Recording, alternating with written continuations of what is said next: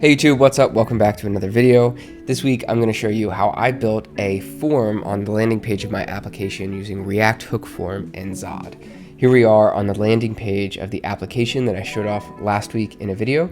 If you type your email in right here, let's type in hello@test.com, and we click this notify me button. That'll sign you up for my email list, and if you want to get notified when my productivity game application launches, go ahead and click the link in my description to sign up for this email list.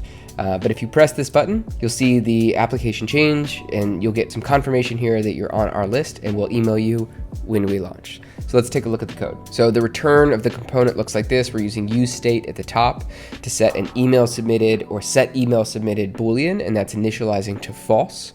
Then I'm creating a constant on line 11 called form schema, and that's where we first use ZOD as a library. And I really like this form validation library. I've also used Yup previously, and I think ZOD is just a little bit more extensible. It's a little bit easier to work with than Yup, so I'm using it in my project, and hopefully you do too, I guess.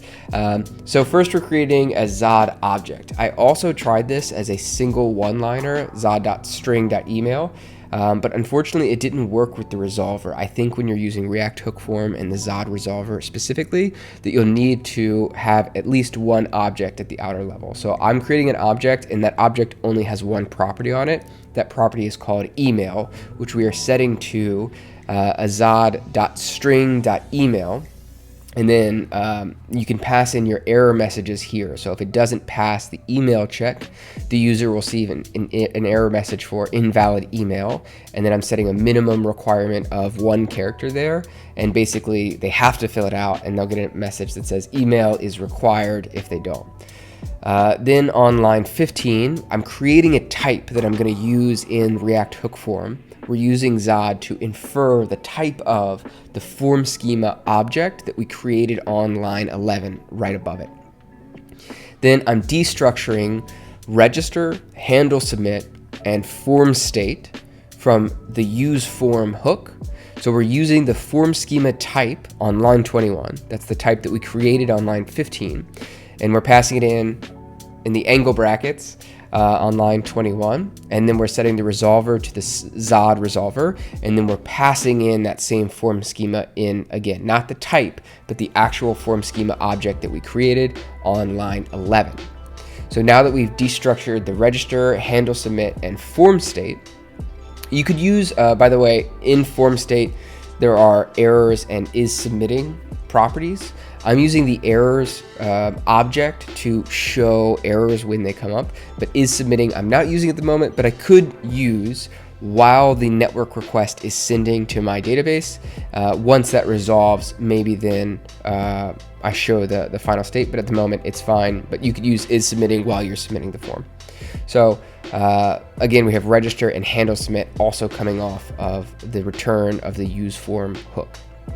And right away, I have an onSubmit function that I've created, and I'm typing that to be a submit handler, which is something we imported. And then I'm passing in the form schema type that we created on line 15 as the type for that. Then I'm taking in an object with 1 property, email, and that's our email object from the form. And then with that email, I'm passing in within an object to my add email to newsletter function that I've created. What that's going to do is just send that email to Supabase on the correct table. And then I'm setting email submitted to true, so that in our React state we know to no longer show the form, but rather show the confirmation part of the component. So let's go ahead and take a look at that. So here on line 43, I'm using the email submitted Boolean that I created at the top of this file. And if it is not submitted yet, we are displaying an empty React element that is going to wrap our form component, or our form HTML element.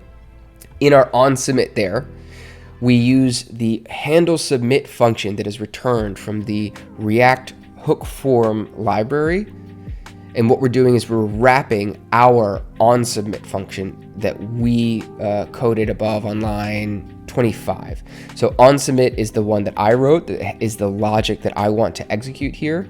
And then handle submit is what comes from React Hook Form. So you just want to wrap whatever your submission logic is, where you're going to wrap that in React hook form. Then in order to register, for lack of a better word, an input with React hook form, you just create an empty object on the input element.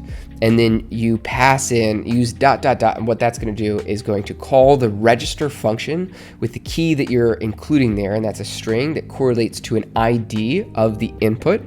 I'm not sure if that's explicitly required. I have seen that it's required in a tutorial that I read, an article, but it did work without that ID. However, I also only have one input here on this form, so your mileage may vary.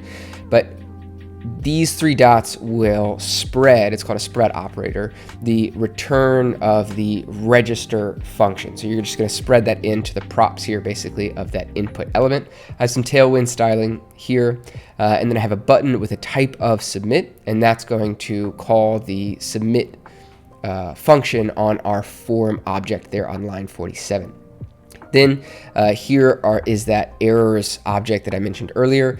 If errors.email exists, that double exclamation mark there at the beginning of line 64 is coercing errors.email, which is an object, into a Boolean expression. So we're checking if errors.email is non-falsy. So if it's true, if there are properties there, then we're also going to return this p tag, that's a paragraph tag, which is just some text that we're going to wrap the text that is included on that email object. So errors.email.message is a message of plain text that you could pass back to a user. And I'm wrapping that in a paragraph text so I could style it appropriately.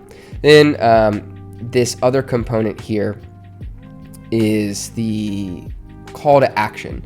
So we're either saying register for our waitlist to be emailed when we launch with an arrow icon pointing up to the form, or we're returning a check circle icon. Both of those are from the hero icons library I mentioned at the start of this video, that says you're on our list and we'll email you when we launch. And that's just a ternary operator there that, based on this Boolean value of email submitted, we're returning either the sign up part of the component or the confirmation part of the component. And that's it. It's a pretty simple component. Hopefully it gives you an insight on how to use React hook form and ZOD in your project. If you've got any questions for me on how to set up ZOD or React hook form, please leave them in a comment down below and I'll do my best to answer as quickly as possible. As always, thank you for watching. I appreciate it, and have a good one.